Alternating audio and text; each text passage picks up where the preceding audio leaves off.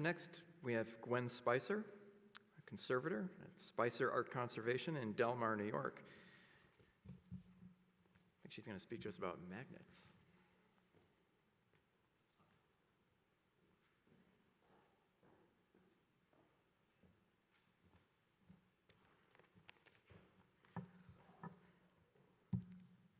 Well, thank you so much. Here, I'm a lot shorter than everyone else. I really want to thank all the organizers for my opportunity to talk about perhaps currently my favorite topic, which is magnets. And I've been in my research of this particular material, so in the link of the previous talks, has been sort of a fascinating journey, much longer than I expected, but it has led me to many different directions. I really, well, as you'll see in this talk, there are many directions one can go when studying magnets, but in this talk, I'm going to try to focus just on some of the historic components, like what is a permanent magnet, or what the permanent magnets are, what a magnetic system is, the types of magnets, the methods how we use them, and trying to divide them into the particular systems. And sort of throughout, there'll be discussion about sort of the wackiness of magnets, because they are not consistent, unfortunately. So really, to begin, you can't start a discussion about magnets without mentioning Lodestone, which is the naturally occurring magnet. How they became in existence is still questionable, but they led to early navigation in our discovery of the world. And then later, cobalt chromium steel was used. And it was really these two magnets, or these classes of magnets, is when in the 19th century, the whole study of magnetic behavior was discovered. So this is all before, whoa, there's a lot of things going on here. Anyway, why I mentioned some of these scientists is because a lot of the units that are used to describe magnets are actually these scientists' names for the type of discoveries that they found. So the first permanent magnet was the Alnico, created in 1935, and it is your standard horseshoe shape magnet. And it has a very high Curie temperature, and the Curie temperature is the temperature at which a magnet is no longer magnetic. And we'll talk, that term I'll use a lot. And the Curie temperature is often we need to be conscious of in order, in how we use them. This magnet can become demagnetized, and much of that's why it has its keeper. So when this magnet is stored, you must keep its keeper, and so that it maintains the magnetic flux together. And really, to back up a little bit to say that, its name really comes from the materials that it's made from, being aluminum, nickel, and cobalt. The second permanent magnet is the ferrite, or sometimes considered the ceramic magnet. And really, it's the most popular magnet, even to this day. And much of it has to do with the low cost of manufacturing. It really is a byproduct. It's made from the iron oxide that is a byproduct of many industries, and hence is why it's so inexpensive. The flexible magnet actually uses the ferrite component. Both ferrite and the flexible magnet is basically not a strong magnet. So it's used because it's inexpensive, but the strength of the magnet, its pull force, is relatively low. And in order for the flexible magnet to maintain as much strength as possible, this array here is how they maintain it, and this is by alternating the pull direction of the magnet. So once the sheet is formed, then a machine goes through and actually makes the ceramic powder inside in a particular direction, whether north and face. But this sort of looping like this is what creates its strength.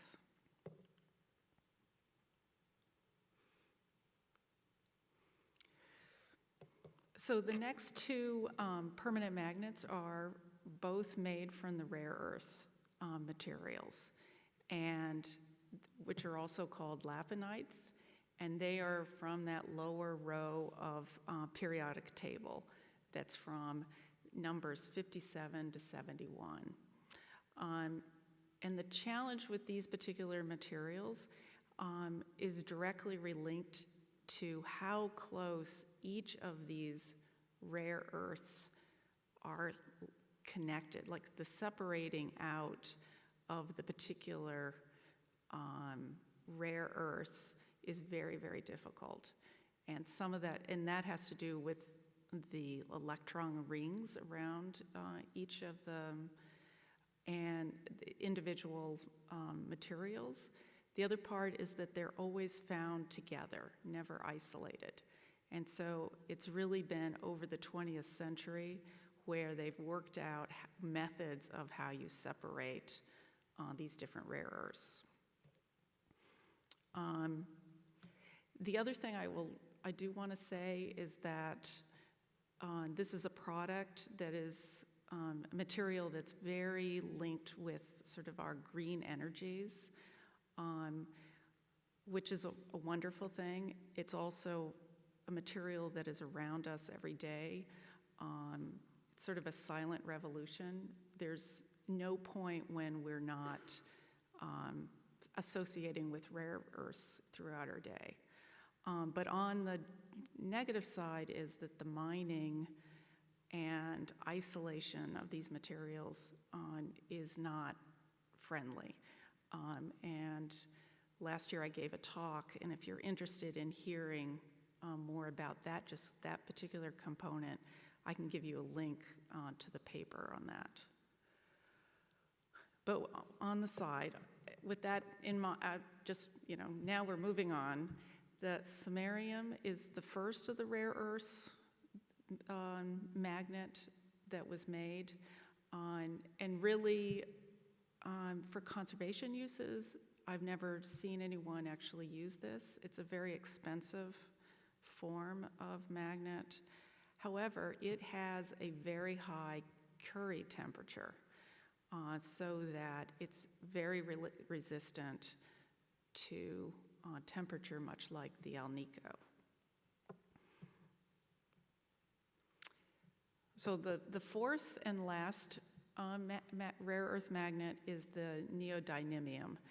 And this really, from the 1980s, so this is a very new magnet that's been developed. It's become very popular. And its strength to size ratio is what makes it so useful in the museum community, and that's much why all of this study. It is difficult to demagnetize, except that it has a low Curie temperature, and it also is very susceptible to shock. So things like when it clinks together or drops on the floor, that reduces its magnetic force. This table sort of gives you an idea of each of the permanent magnets' positive and negative places. So here's the ferrite. It is brittle, but it has this high working temperature. Then with the neodymium, it also is brittle and chips easily, as that you often find when you're handling them. But the working temperature is low. And then one thing to really consider is that it can demagnetize the other permanent magnets. And this is important in storage. So when you're storing your rare earth magnet, you should be keeping them away from your ceramic and ferrite magnets. Otherwise, over time, you'll only have one type of magnet. So this just gives you numbers. I'm sorry it's not in the same order, but it gives you up here the amount of hold or ability to maintain its magnetic strength. But here is the Curie temperature, and you can see how low it is compared to the other magnets.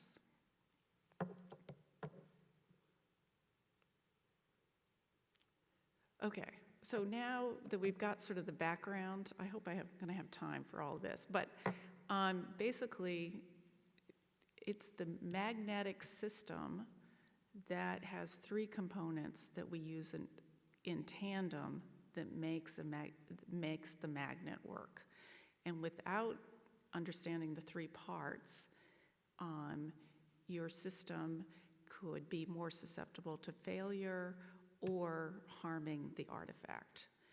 So basically it's the strength of the magnet itself, which seems the obvious part, the ferromagnetic material that is used along with the magnet, and then the gap between the two, or the field force.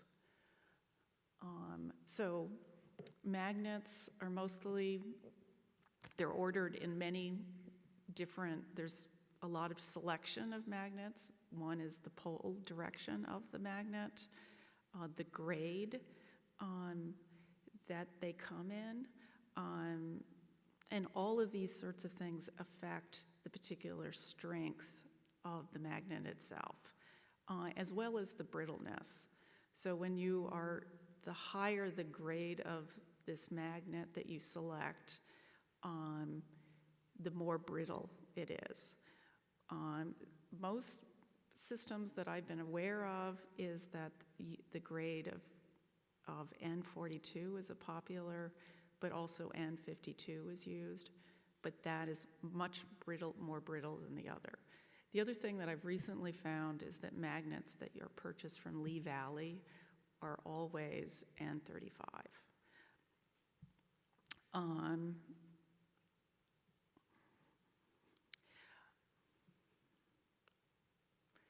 So with the ferromagnetic material, I realized that probably you all, in fact, know more about this than most conservators. And in fact, it was Dina Hovey who wrote an article, who was the first one to mention actually the type of steel that she used. So I'm not really going to talk too much about this material, except that in the presence of the magnet, it's the metal that becomes the soft magnet, and then once removed, it's no longer magnetized. However, the strength of the magnet that's used with the steel is only, the strength of it is only optimized if the metal behind it is fully saturated. Therefore, if the ferromagnetic material used is too thin, then in essence the magnet really actually behaves as a less strong magnet. And we can sort of talk more about that later. And here in this drawing, it sort of represents that, where on the right side, the steel is thicker, and so there's less field magnetic lines beyond. And here the metal is thinner, and so you have a lot more sort of wasted magnetic strength behind. So the third part is the gap, and the gap distance is really dependent on the other two components. And it is, I think, in a discussion that needs to be made and thought about more than we actually do now at this point. Here is a graph that uses 3 different magnets of 2 different sizes and 2 different grades. And so here, over here, at this end is where the magnet, there's no gap at all, and then as it goes along, you have increased gap. And what the optimum gap is still sort of in its infancy, and I think needs research of figuring out these sorts of specifics. But this line is a much thinner magnet. It's half the thickness as this. It's the same grade, but one could think that it's as that you take the magnet and you halve it in thickness, that you lose half of the gap distance. But I think if we plotted more magnet sizes and grades on this chart, we would actually find that it's not that linear. So it's just something to think about. And again, the sort of wackiness of magnets. Okay, so one of the factors to consider is clearly compression, and that's why there are a lot of people who are not interested in using magnets anymore because they've seen the damage that can cause. But I'm hoping that as people understand the magnetic system and how to use them, that this will be less of a factor. It's also, the material selection is also a factor in the system as well. Okay, so to talk about the different uses of how we use magnets, and I have sort of seen that people use them in two sort of different methods. One is the point fastener, which in essence is just placing a magnet, in isolated areas. And in a lot of respects, that is the most easily understood or doable type of system. The other is the large area pressure that perhaps is a more supportive way of using magnets and supporting the artifact.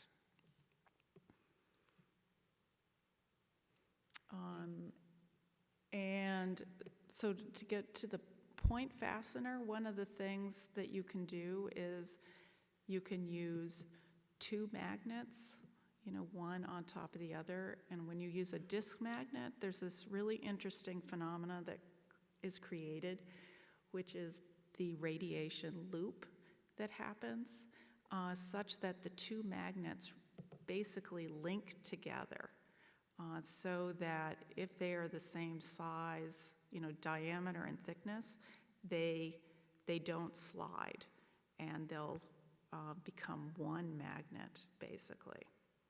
So that is one way to use a magnet. The other is with the magnet with the ferromagnetic material behind. And as long as the gauge of the steel is appropriate for the magnet, the pull forces of both of these actually are the same. So to think about cost sort of things, it is maybe possible that using steel with a magnet is a cheaper sort of solution, point fastener, than a magnet-to-magnet system.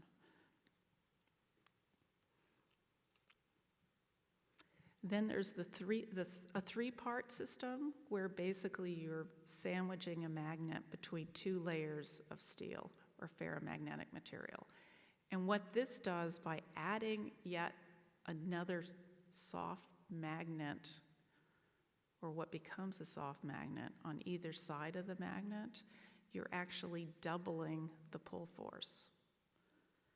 So this is twice as strong as just a magnet with a steel or a magnet and a magnet.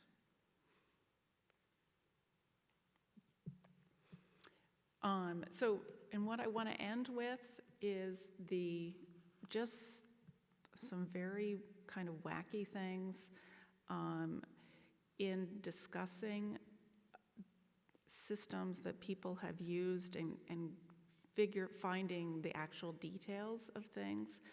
And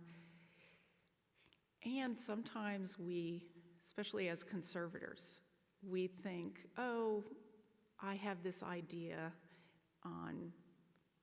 and one might be is, oh, on the top surface, I'm going to use a magnet-to-magnet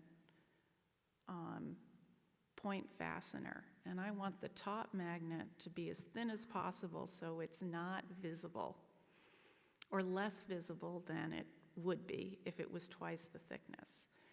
Well, it turns out that you've then reduced the pull force of these two magnets, because in essence, you're not adding this pull force with this pull force as one. You're basically moving more to this magnet pull force. So it becomes a less strong system. So if you had tested it in one way and then you make this one alteration, then your system maybe is closer to the fail point than you actually had intended. The other thing is, back to the radiation loop where they link together, it turns out there's a ratio of size of diameter. So as the magnet, your disk magnet, gets larger in diameter, that the point of most strength actually moves to the outer edge. It's not evenly distributed over the face of the magnet. Hence, if you want to do that, your magnet won't be in the center, but will slide to the outer surface edge. Anyway, one thing, the last before I end, I want to sort of let people know that in all of this research, I was fortunate to get a CRESS fellowship to publish a book. And part of the concept of the book is to have case studies. And I open up, I would like to talk to anybody who has an interesting method that they've used to submit, to have perhaps as a case study in the book. I have more information with that, so you can just come and talk with me regard that. So thank you very much.